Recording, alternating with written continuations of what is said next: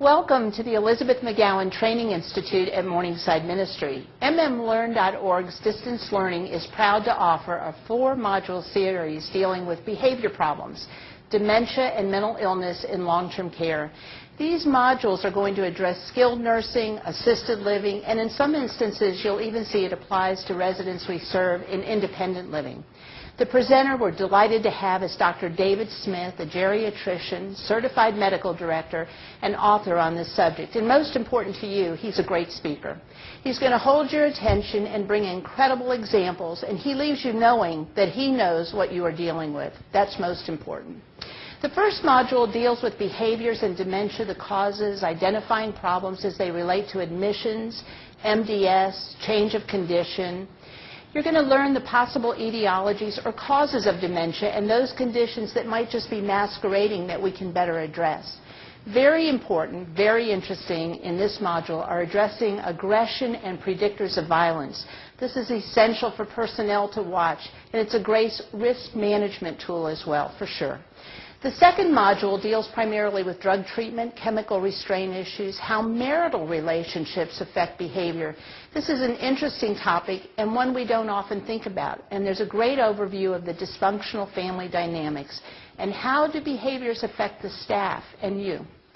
In the third module, Dr. Smith reviews and explains testing such as the mini-mental, the slums test, geriatric depression scales, and many others for your review. Pharmacological therapy will be explained in regards to mandated informed consents, and most interesting is the therapeutic windows of drug treatment.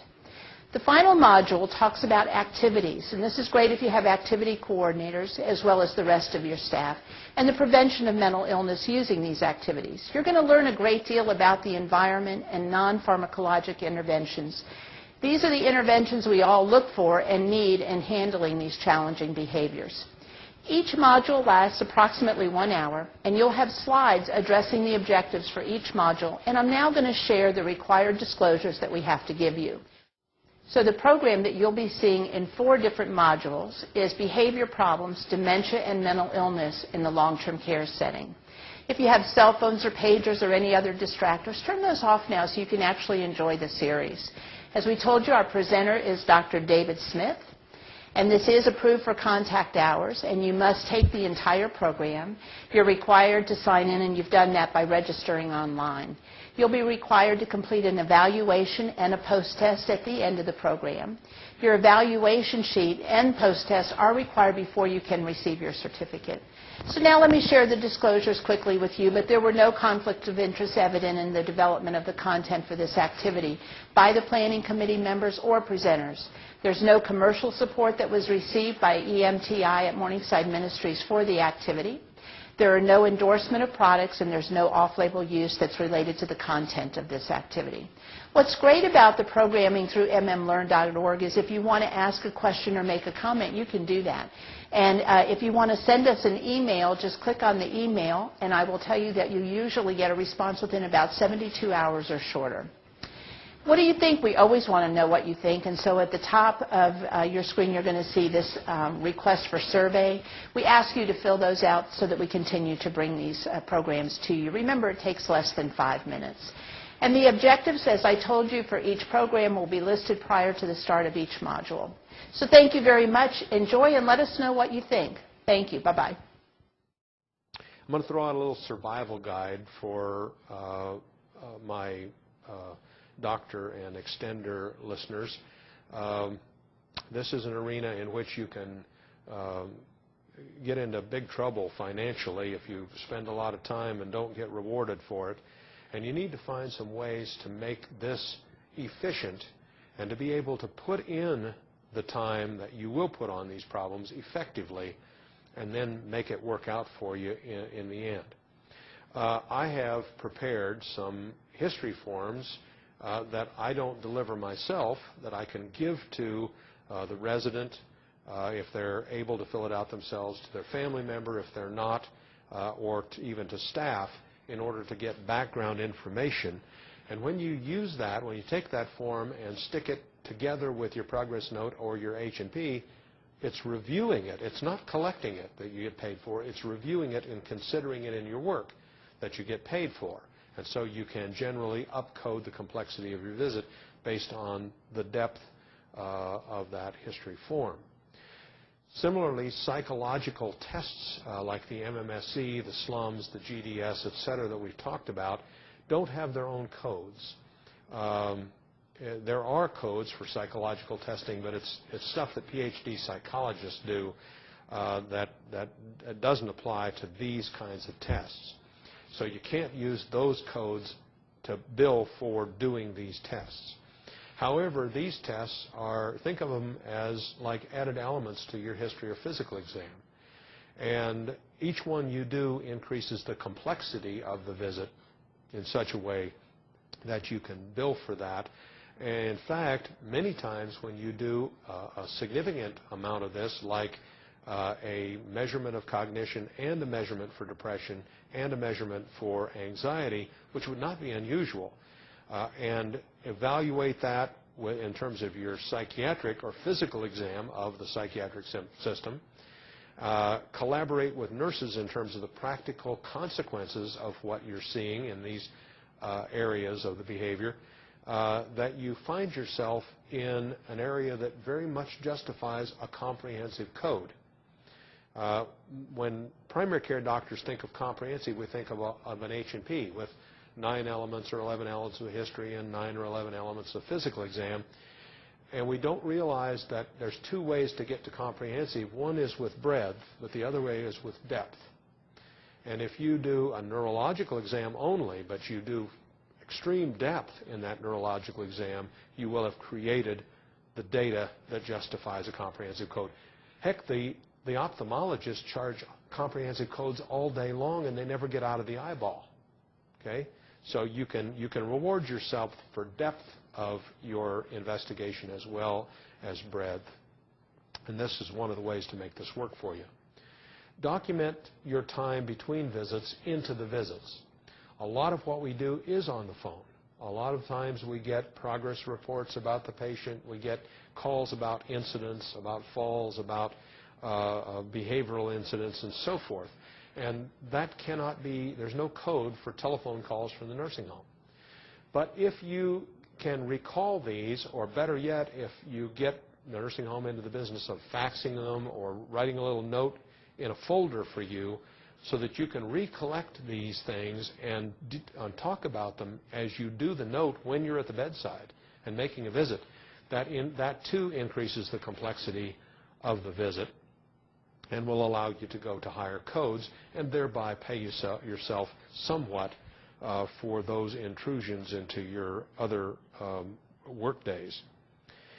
Medically necessary follow-up to evaluate titrations, efficacy, and side effects. Now, those initial visits can be real time consuming, real difficult, really heavy-duty stuff, and frankly, I still don't think, even by applying these coding techniques, that you oftentimes don't get rewarded appropriately for that depth of service and the amount of time that you spend on some of these problems. But the follow-up visits can sometimes be very productive in terms financially, and they're very appropriate to charge, let's say, a $99,309 for that nursing home visit because the patient is unstable, and you're making visits every 2 weeks, let's say, on somebody to be sure that as you up-titrate an antipsychotic, you're not running into adverse side effects, and that you are achieving incremental improvements in efficacy. Those are valid. You might be in and out of there in a fairly short time, and yet the complexity of the work, the consequences of the work, justifies a significant code like a 309. And you can sort of reward yourself for taking care of this case if you look at all of the visits, not just the ones up front where you really have a time sink. I want to shift gears again now and talk about activities and frame these as not just activities, beanbag, but as a form of primary and secondary mental illness prevention. I think when we craft a good activities program in the nursing home milieu, that we're building chances for socialization, which helps to decrease loneliness, increase self-esteem, and increase well-being, which then in turn helps to prevent or decrease the severity of mental illness problems. I think that the activities program should integrate with family, community, and be intergenerational for the same reasons. That activities should largely be resident-to-resident centered, not always resident to staff. This is not like the Love Boat, where everybody comes and talks to the bubbly little girl, and that's the extent of it. What we want to generate with our activities program is resident-to-resident relationships, friendships, and perhaps even more intimacy in some cases. This is much more age appropriate, and it's much more like real life as opposed to having this facade of real life with a resident throwing a beanbag back and forth to the bubbly little activities therapist. When it is resident to staff, I'd like to try to break down dichotomy. And sometimes the activities aren't formal activities. In the milieu, imagine, if you will, the once a month birthday party for everybody that had a birthday in April. And you do that for both the residents and staff at the same event. People are people. We're celebrating birthdays in April. Everybody's the same. That has a meaning to both the staff and the residents that carries on to the everyday interaction. Additionally, let me ask you to think about the difference between an elderly woman who's capable of a little light housework, but not capable of living at home alone, and she's sitting in her chair watching two aides make her bed. Or the single aide who comes in and says, "Minnie, let's make your bed," and one gal is on one side of the bed, the other gal is on the other side of the bed, and they're straightening out the bedclothes together, a staff person and a resident. And how that breaks down the dichotomy between the two and creates a sort of a milieu of real life as opposed to caregivers being deliverers and patients being recipients. Exercise is important to increase people's strength and vigor, to get them outside where there's sunshine so they can get some vitamin D, although we usually need to supplement that too. And to increase opportunities for interactions. We need to exercise people because it's good for depression. It's actually a treatment for depression. And we need to do it to increase their self-esteem and their well-being. We sometimes do it to tire out people. If you watch The Dog Whisperer, he always says one of the solutions to the dogs that are biting people or growling at people is get them more exercise, because then they'll have all that energy worn off and they won't use it to do bad behaviors. And this works for our elderly people too. Preventative mental health care in long-term care also includes our in-services to create positive staff attitudes and therefore our staff development. It deals with patient rights, privacy, belonging, personal belongings, and so forth. It deals with visitations by family and friends, and including the family in activities and events in the nursing home. It deals with outings and activities. It includes work therapy and community service projects. I had the state mental hospital, geropsychiatry unit, inside of a state mental hospital, a nursing home. And I got tired of having community service organizations come just at Christmas time and load us up with visitors to sing carols and give little gifts and stuff to our residents right at Christmas time. Where were they the rest of the year? But also, again, here's these people that are going to be benevolent to my poor, inept, unpowerful, elderly people. So I got all my ambulatory elders up, and I took them out to the state park in the spring before they were ready to open up the beach out there. And I gave them a stick with a nail in it and a sack, and they picked up the trash on the beach before the kids get out. And they picked up the glass with a little shovel and got the glass out of the sand before the kids come out there and cut their feet on it. And I got the newspaper to come and take a picture of my old people doing a service for the community, not the other way around. Worship makes a difference. It makes a tremendous difference. And funerals make a difference. And this is something that, again, to break down resident and staff barriers, I think that vespers or funerals services when someone passes away in the nursing home can be a wonderful time for us to share that experience and share our sadness as people and not have the dichotomy going on. And you know, even very demented residents know when somebody turns up missing. And there needs to be an explanation for that.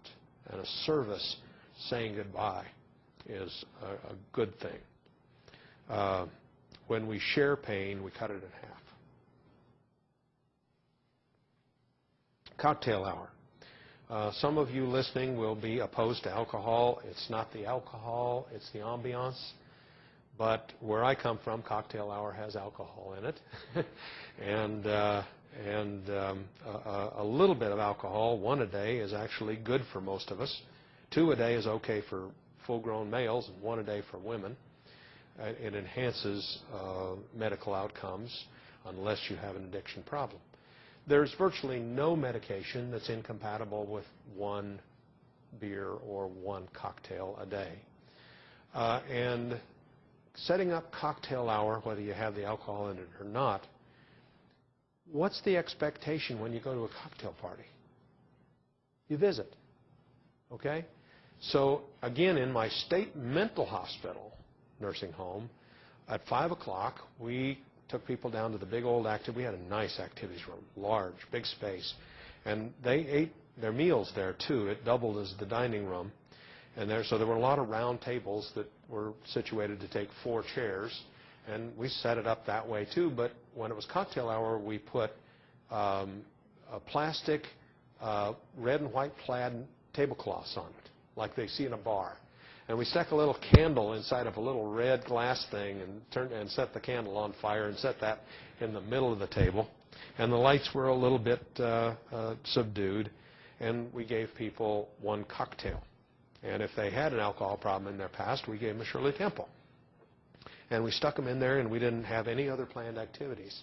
And the first few times, there wasn't a lot of noise. People drank their drink, and nothing much happened. And pretty soon, people started to visit, and there was more discussion. And since it was a state mental hospital, some of the discussions were, pretty crazy.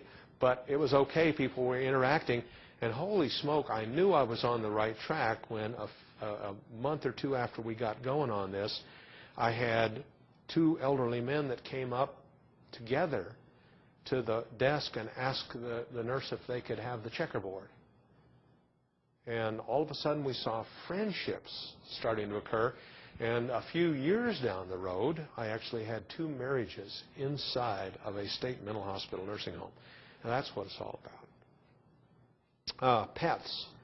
It's an uphill battle with some of the surveyors. They want everything to be spotless, neat and clean, immaculate, and germ-free, and pets aren't that way. But, boy, I couldn't get along without my dogs.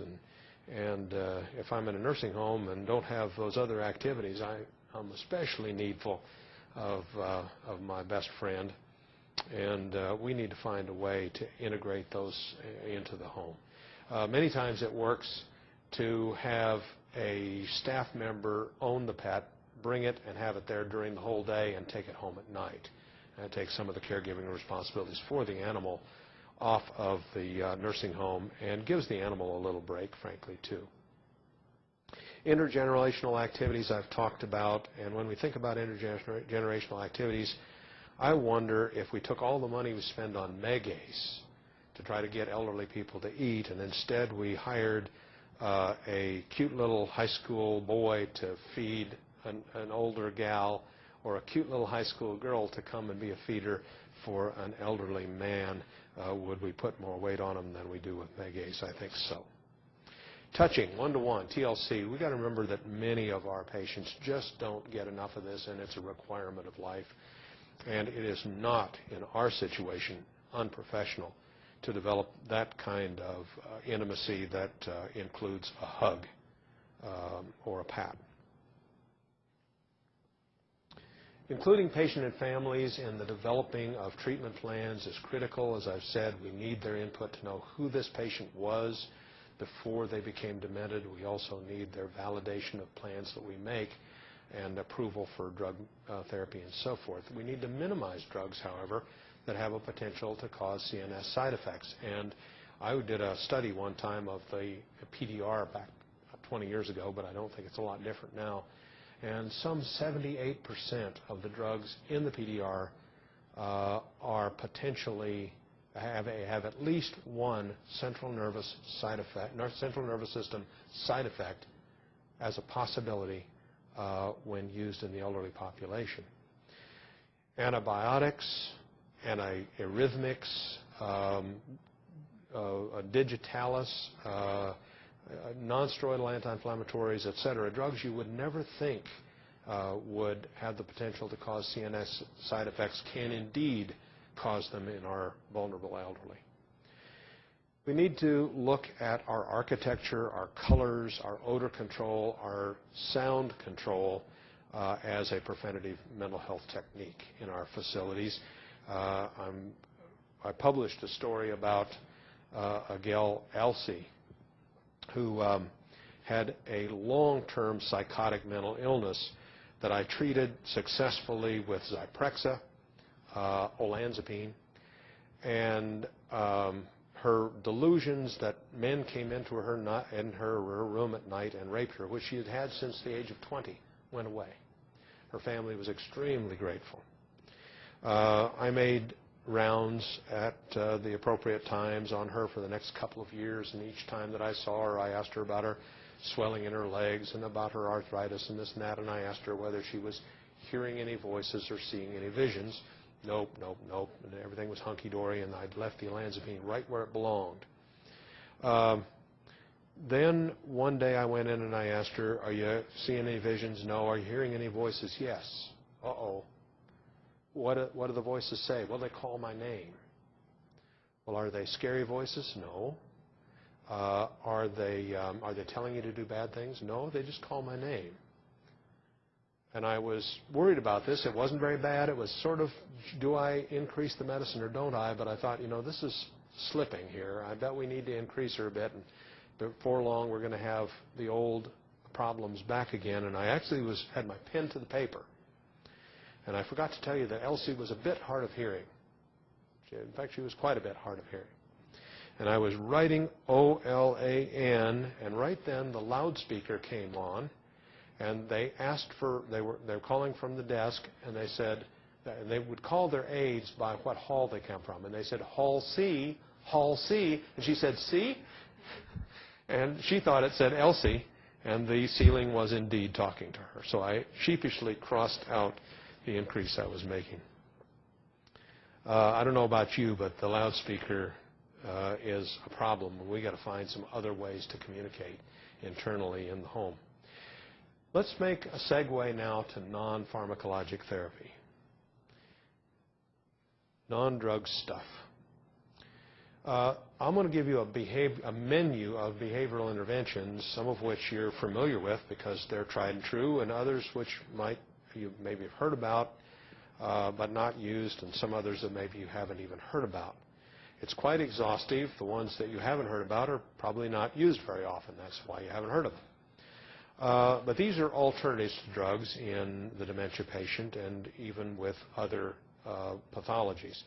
We've talked about milieu therapy, and I'm also going to talk about attitude therapy in a different part of this talk. And attitude therapy is milieu because it's an act that each caregiver puts on. You put on a prescribed personality, so to speak, and present an alternative reality to your patient in order for them to try on new behaviors. Attitude therapy is brainwashing, and so only a staff with special training should undertake this, and I'm not telling you about it in order to get you to implement it. I'm telling you about it to make you aware of it, and if you're going to be a special unit, you might want to get some extensive training for the entire facility in the technique of attitude therapy. It can be very powerful, but it's not for the faint at heart, and it's not for people who are not well trained in it. Distraction, validation, reminiscence or milestoning, reframing of the problem, desensitization, relaxation training, hypnosis, group therapy, family therapy, brief directive psychotherapy, behavior contracting, behavior modification and token systems, paradoxical therapy, timeout, and restrictive and aversive therapy are all possible. Now, the last two are actually not possible in the nursing home. They have to be done in an institution for mental disease. But I actually believe that there may be a time when we will encourage regulation to allow these to occur in special units. Milieu therapy is that overall environment. A lot of the stuff that I've just been talking about is preventative mental health. It's the whole environment that we put patients in, and it's useful not only for normal patients but for all pathologies to have a positive milieu. Activities, as I said, is a big part of this and may be used for all pathologies. There should be a variety of choices with activities, and the activities should be resident-centered. There are new regulations that call for the activities to be individualized to the resident's problems and that they be therapeutic. This isn't just the social program for the whole home anymore. It's supposed to have a purpose in each individual's care plan. By the way, they didn't fund activities departments to do that, but that is a new requirement under state and federal regulations. The activities program ought to be fun, or it ought to be worthy, or it ought to foster reminiscence, or it ought to foster relationships. And it can change nursing homes into a place to live instead of a place to die. Let's get on to some of these techniques. Validation you probably are familiar with and you probably use. This is best used in depressed patients. I should have probably also said it's commonly used in dementia patients. And this technique is to agree with the feelings that are expressed by the patient, either verbally or non-verbally. Now, imagine in the dementia patient, the patient is going to the door and pulling on the locked door trying to get out and wants to go home. And you, the nurse, go to intervene. If you talk to the patient and say, "What are you doing?" "I'm trying to go home." "Well, you can't go home." And you start to try to reason with the patient about the reasons they cannot go home. Well, you're making a couple of mistakes. One is you're trying to reason with a person that doesn't have any. The second thing is you're trying to reason with them at a time when they are emotionally upset and not maybe capable of getting themselves together. You might have to de-escalate them before their thinking brain will engage, and you can reason with them to whatever degree. But more importantly, when you go and do this, you're interfering with their agenda and you've become their enemy. You've just set yourself up as a barrier to their agenda to go home. "No, you can't go home." Okay, now we're adversaries. Now we're set up for a bad interaction. If you don't want to paternalize the patient by going and saying, "Oh, we'll take you home tomorrow," that would be lying to them, and it would be paternalistic. So we wouldn't want to do that. What we can do is agree with the feeling, "Oh, you're lonesome to go home. Oh, you're anxious to go home." That's something we can agree on. We haven't talked about can you do it yet. We're just agreeing on something, and agreeing sets a basis for further discussion. And we're symbiotic now. We're not enemies. So that's validation. If you do this with depressed patients, you don't want to tell a depressed patient, "Oh, don't be sad." When I talk to depression patients, I say, "Oh, you have every reason to feel the way you do. If I had your troubles, I would be depressed too." If I say the other thing, I'm insulting them. "You shouldn't be depressed. What's the matter with you? You're a weak sister. Grow up. Grab yourself by your bootstraps and get better." That's not what we want to do. We want to validate. Distraction. Now, distraction is often a companion technique with validation. So you validate the elder jerking at the door and wanting to go home. You validate, "Oh, you're lonesome to go home." Now you begin to distract. You interpret the patient's behavior, motives, feelings, and then gradually shift the conversation away from that thought and into less problematic trains of thought. Jerking at the door, trying to go home. "Where are you trying to go? Where is your home?" "Oh, it's over on 4th Street. "What kind of a house do you live in?" Clapboard, white paint, you've got what kind of shingles on the roof? You have flower beds there, and pretty soon you're talking about flowers. And you can get the person away. Sadly, 20 minutes later, they may be right back in the same spot again, but what we do with dementia is deal with the now, the immediate, don't we? This is actually valuable for all pathologies. It's valuable even with normal patients, and it's even valuable when people aren't patients. So I might use distraction, knowing this technique very well, I might use this distraction effectively when I'm doing something political or negotiating with a business colleague. That's cheating, but it works. Reminiscence. It works with teenage kids, too. Reminiscence. Reminiscence is to dredge up memories that were positive, because once you re-experience those positive thoughts, it kind of sets the mind in that mindset, and that lingers for a while. And people are okay for a while. This works with depressed patients. It works with those who are mildly and even moderately demented. Behavior modification is the use of operant conditioning, psychology, technique, and it may include the use of tokens as symbols for to use as rewards or to withdraw as negative reinforcement. We may not punish, ethically, but removing a privilege or removing a reward is not punishment. You earned a call to your family because you didn't pester us constantly to call them every 5 minutes. You earned a call to call them at 5:30 when they get home from work. If you pester, though, you've lost the token. You can't make the call today. Now, that's a treatment plan that would definitely have to be collaborated with the family, but a common problem and one that works. And if you think about it, we're actually rewarding with the person with the exact behavior that was the problem behavior, and we're setting it into an appropriate time and place when it doesn't cause a problem. A patient may want to spend all their time in their reclusive patient may want to spend all their time in bed. They won't come out to meals. They won't go to activities. They won't do anything.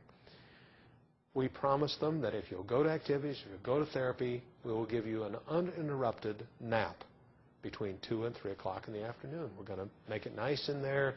We're going to keep everybody out of your room. Nobody's going to bother you. You can have a nap. And we reward them with the very thing that was a problem behavior. These methods work for any pathology, and they work for people who have insight or don't have insight. But if a person has mental retardation or severe dementia and lacks the capacity to remember, you need to push the rewards and the negative reinforcement very close to the actions or behaviors in order for them to make the connection. If you've got somebody that's mentally retarded or demented and they have to not do a certain behavior for 6 weeks in order to gain a reward, that isn't ever going to remember. It isn't ever going to work because they can't remember it. The next behavioral technique I'd like to talk about is behavior contracting. And this is one that isn't well known, but it's very, very useful. I very much encourage it. Behavior contracting is to develop a formal written contract in order to get the patient to do a desired behavior or to abstain from a problem behavior, and providing rewards or negative consequences as appropriate. Now, this needs to be done with competent or relatively competent patients who will understand this, and it needs to be done with people whose the behavior that we're talking about is in their behavioral control. It cannot be something that is not in their control due to an extreme pathology. Otherwise, that isn't going to work. Sometimes you don't know that, and you may institute a behavior contract and then see that you've made a mistake and that the patient doesn't have control of the behavior. Then you can go back and recreate your interventions with that knowledge. Now, the contract, for instance, I told you earlier that I had a patient who is a bona fide narcotic addict. And I have laid out a contract that if she's going to remain in the nursing home and if I'm going to remain her doctor, she has to access only me for narcotic prescriptions. If she tries to seek narcotics from any other source, I will automatically, after one warning, terminate the contract and my caregiving relationship with her. She's bound by the contract to access me to discuss her pain management only at scheduled times. She may not call me at 2 a.m. every night to harangue me for more pain medicine. That's against the contract. If she does it, she'll get one warning, and the second time she does it, we don't have a doctor-patient relationship anymore, and so forth. You get the idea. If the consequence of the behavior is so severe that it's worth making the contractual consequence of performing the behavior, that the patient will need to leave the nursing home. Let's say that a competent or relatively competent elder is performing unwanted touching of female residents, and you tell them, look, you cannot do this. Cops have been over here. They've decided they're not going to prosecute, but we can't allow this.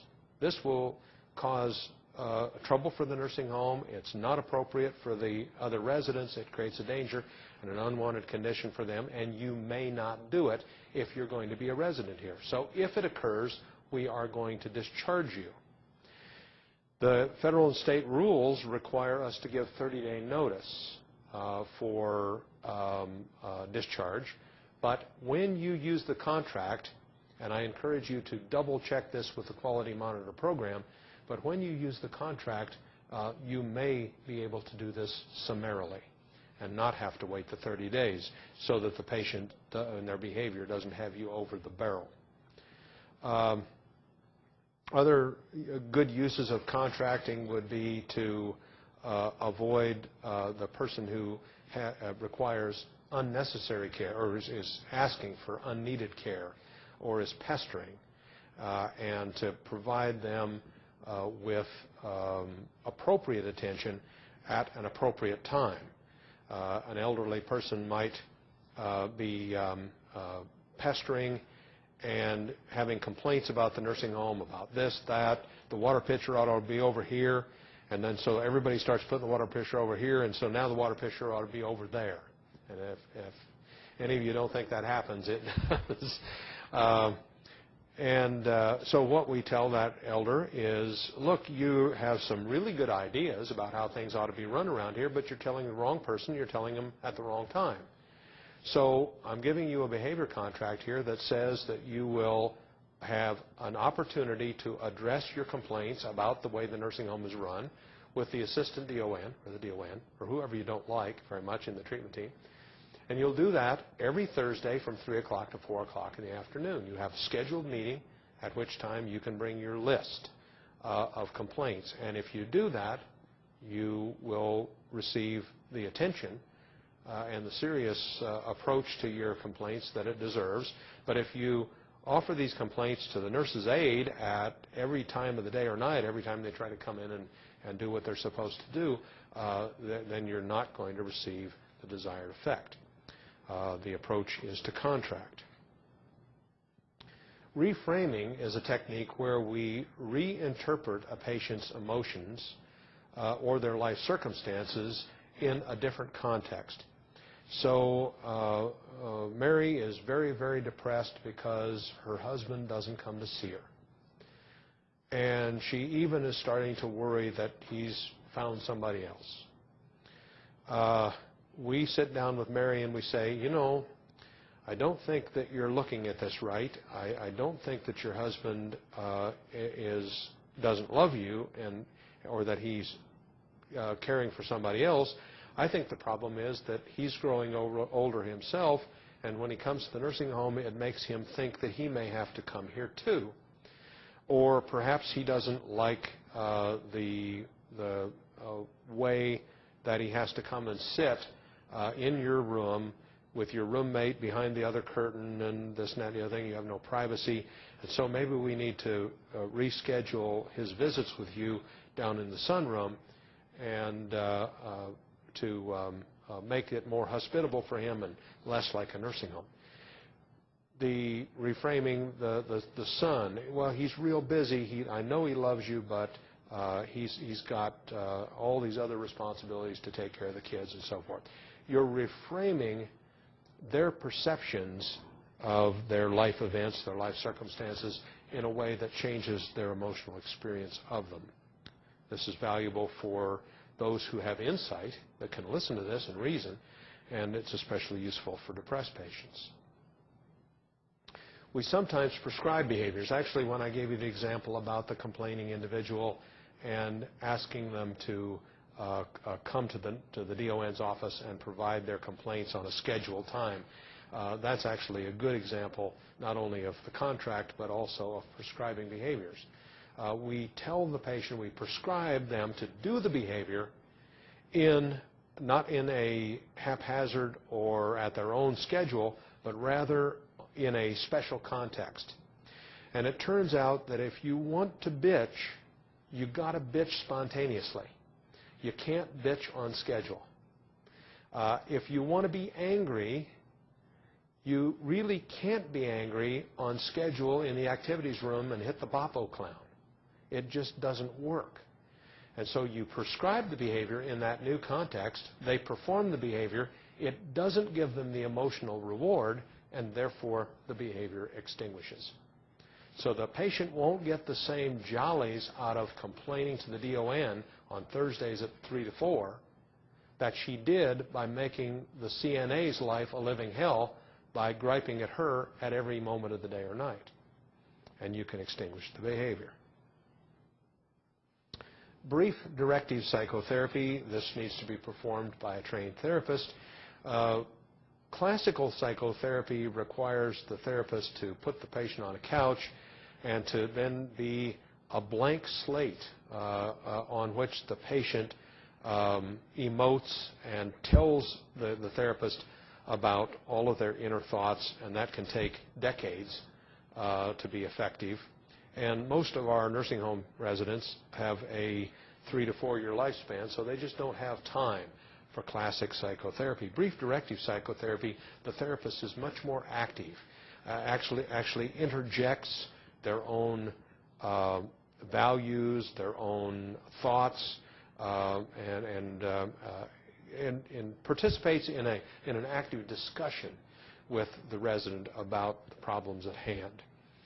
This is best used in transient situational disturbances. That may be a diagnosis you're not familiar with, but the kind of things that happen when people are getting acquainted with and accustomed to the nursing home environment are properly framed as transient situational disturbances.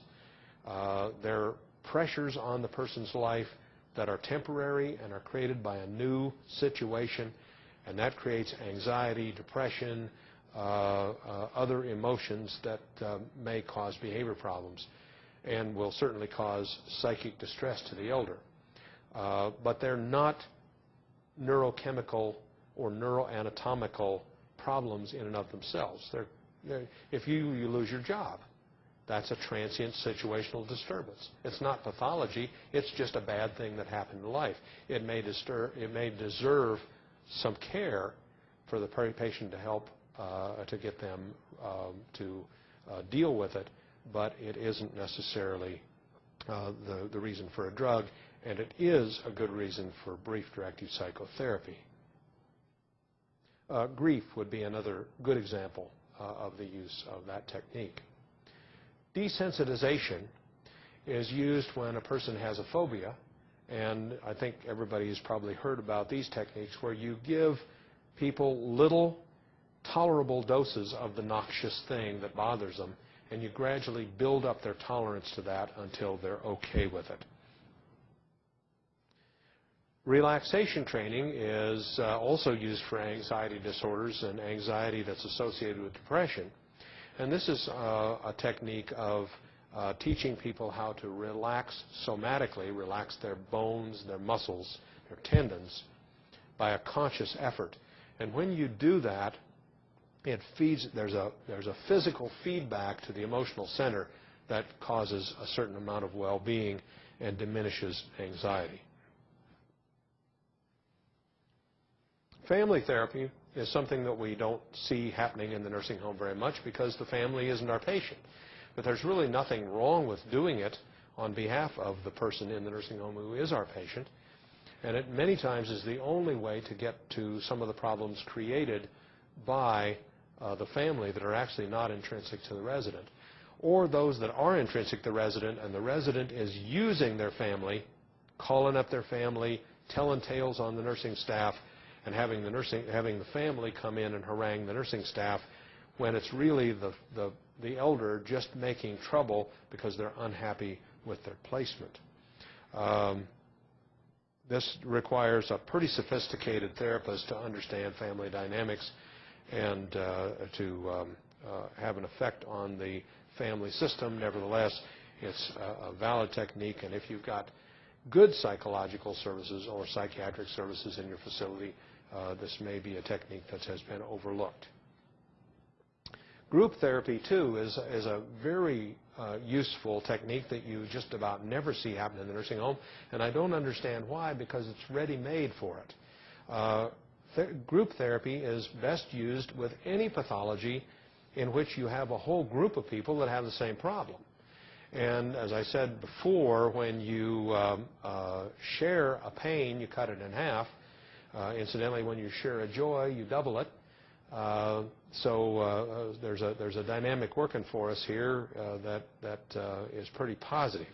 And the group therapy could allow us to bring together all of the depressed patients who are relatively of the same cognitive level and have a group talk about the problem and about how they experience it and how they deal with it. And when they share that, they get a sense that they're not alone.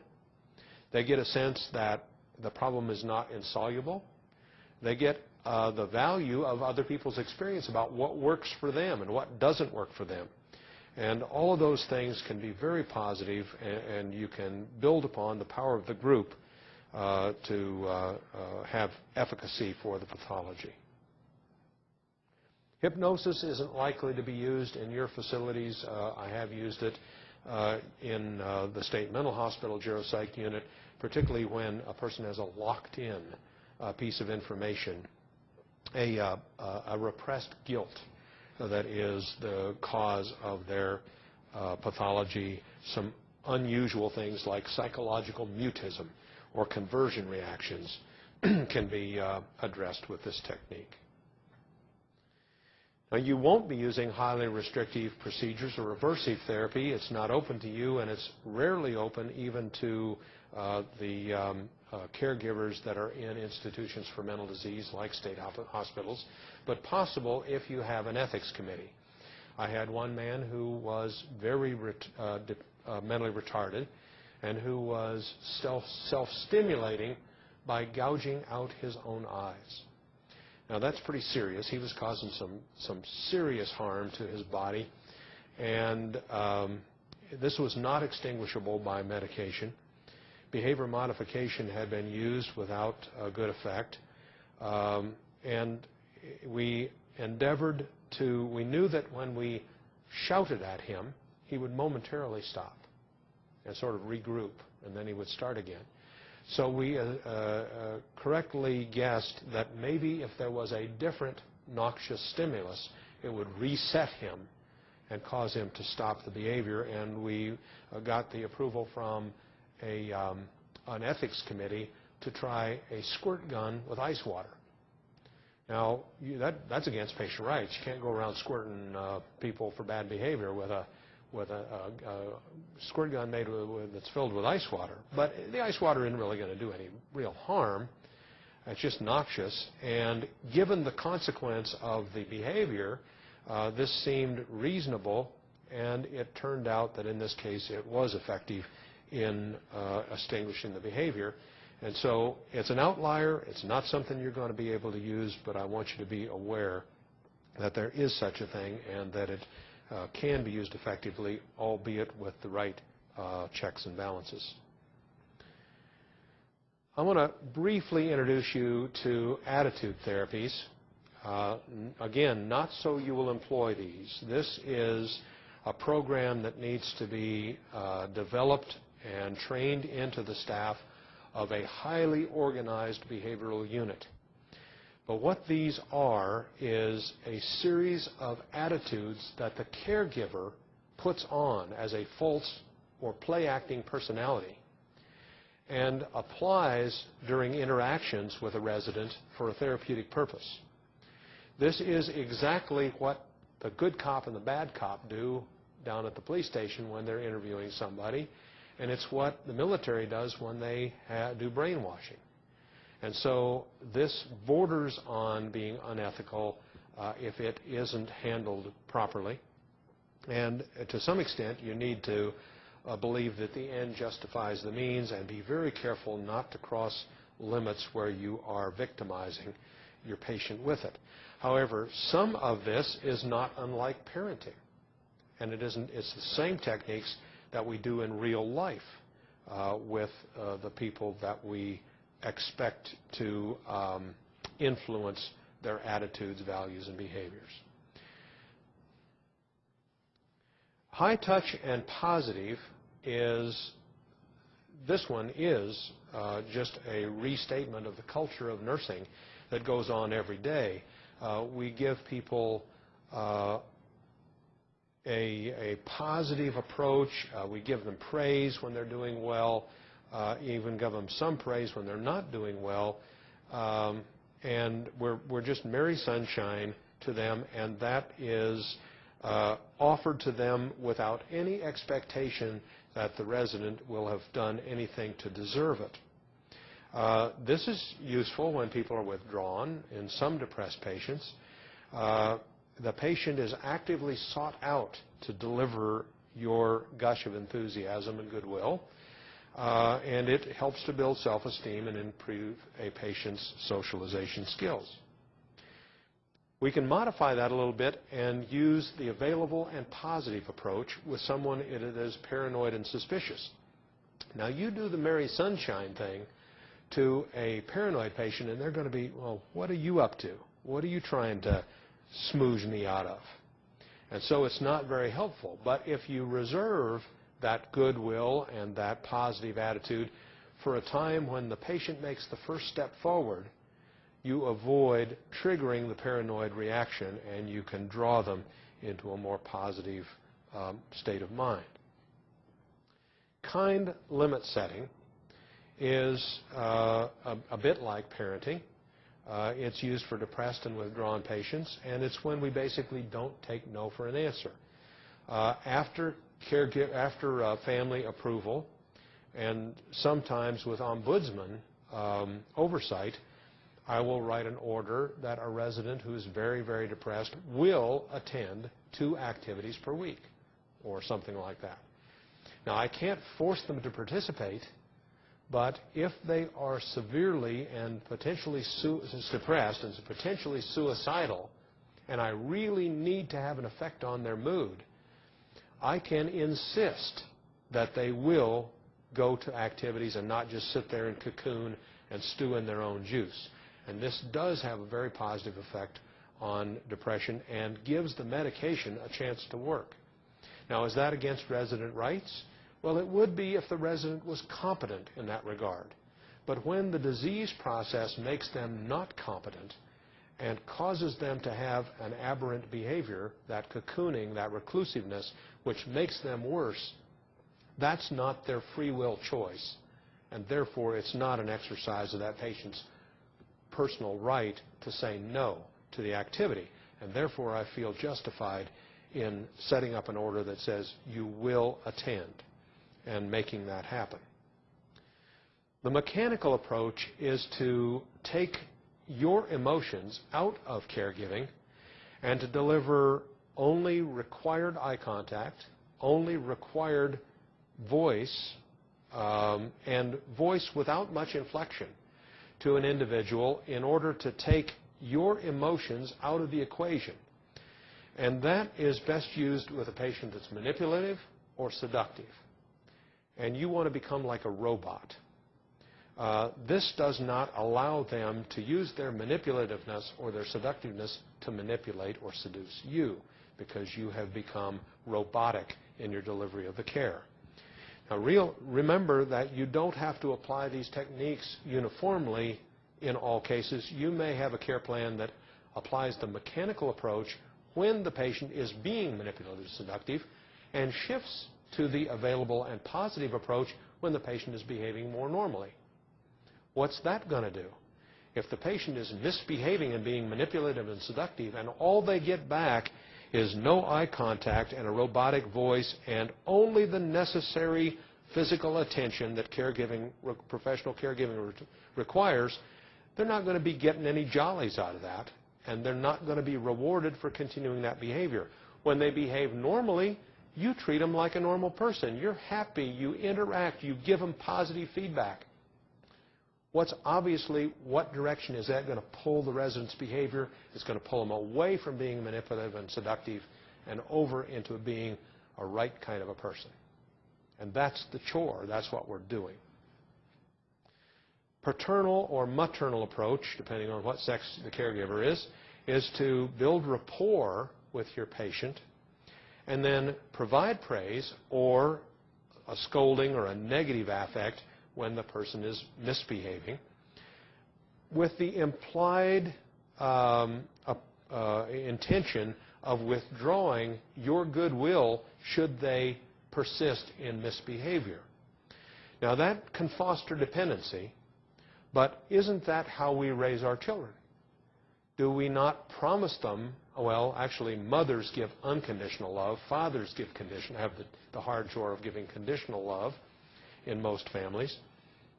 And that means that my goodwill towards you is dependent upon your making a best effort to get a good report card, you're driving properly without wrecking my car and getting traffic tickets, you're not using drugs and alcohol and smoking behind my back, et cetera, et cetera. If you do these things, you're going to catch it from me. If you do the right things, you and I are going to have a very good relationship. I'm going to provide you with love. Again, this could be misused and could foster dependency, but when we are functioning as a resident's family, particularly those with mental retardation, organic brain syndrome, or brain damage, this can be a very appropriate approach. The Mutt and Jeff approach is the bad cop, good cop thing, kind of enough said. You use those staff people with whom the patient has positive rapport to deliver the message of behaving, and you use the people that have negative rapport with the patient to bring the bad news about misbehaving, or even, you can even get tricky, and the people that they don't like can go and encourage them to misbehave. Say, go ahead, go ahead. Go into other people's rooms and steal. Go ahead. And because they don't like you, they will then stop doing that behavior and do what the person they like says. Don't do that. You'll just create problems, and the people that you steal from, they won't like you, and you're going to get in trouble. And if you do this, you and I are going to be good, so don't do it. You can use the two affects in tandem to accomplish what you want to do. Giving space. Giving space is a technique that I think we should all be aware of, and I think you can use even without special training, and that simply means that when the patient is out of control, don't try to be therapeutic. It's not the time to teach lessons when somebody's flying off the handle. It's a time to do what you need to do to de-escalate them. And whatever that means, you apply it to that patient. For most nursing home patients, that means removing them from the situation that is being very stimulating and taking them to a place that is going to de-escalate them because it's a low stimulus environment that isn't aggravating the situation. Now, this can border on the technique of timeout. You know timeout from taking care of your kids. They go and stand in the corner if they're misbehaving. In a psychiatric facility, we sometimes put people in timeout in order to de-escalate them, and that's locked timeout. They go in the quiet room. They go in the rubber room. where they can't hurt themselves and they can scream and kick and hit the wall and everything, and nothing bad's going to happen until they finally realize nothing good is coming from this. I'm not getting what I want, so I'm going to de-escalate. In the nursing home, it is appropriate to use unlocked timeout or to give space, and that means remove the patient to a low stimulus environment, oftentimes their room, if their roommate is not in there, or to some other neutral room, maybe an unused activity room, and to make sure that they stay there until they are calm. It is appropriate to provide a one-on-one in some cases when the patient is really, really out of control, and to stand in the doorway and to ensure that the patient does not leave that space where they can regain their composure because it is a low stimulus environment. This is not seclusion. It's not locked, and the purpose of it is not to punish them. The purpose of it is to provide a situation in which they can calm down. And there is nothing wrong with it. It is not unethical. And although some surveyors might have a problem with it, the astute surveyor will not. Tender loving care. Tender loving care is also one that you can do tomorrow, and this means that some patients, even with serious behavior problems, have no rehab potential or are imminently terminal. And no good will come of trying to be therapeutic, and what we need to do is just manage the situation and go with it and be patient ourselves until nature takes its course. It's our obligation to provide that patient with a sense of security and unconditional caring, regardless of how noxious the behavior is. Again, I said it before, but in implementing behavioral approaches, consistency is most important. And if you developed a special unit, and if you trained your staff and began to actually care plan and use the attitude therapies, it is essential that they be used consistently, lest the inconsistencies actually cause the behavior to increase. Let me point out that with all of the non-pharmacologic therapies, there is a potential when you apply them for the resident first to get worse. And that should not automatically be deemed a failure of the technique. If you have had a noxious behavior that has always gotten you what you want, if you're a little kid and every time you throw a tantrum at the checkout counter at the grocery store, Mom has always bought you the toy you were screaming about before, and suddenly throwing the tantrum doesn't get you the toy, what obviously would you do? Throw the tantrum worse. Throw it more often, because it always worked before.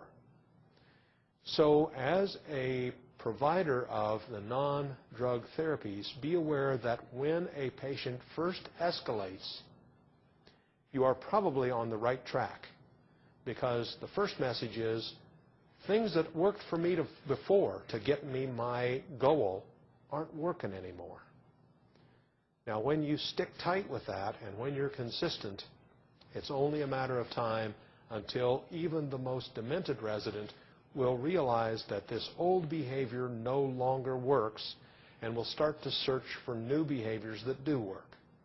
And hopefully you can channel them not into a new noxious behavior, but into an appropriate behavior with which we can all live. That's the purpose of the care plan. So we've come to questions and answers. Now, most who are viewing this are doing it by webcast, and there isn't the option for live question and answer session, but there will be a process for you to provide me with questions and me to address them. You'll be instructed in how that goes. I thank you very much for your attention today.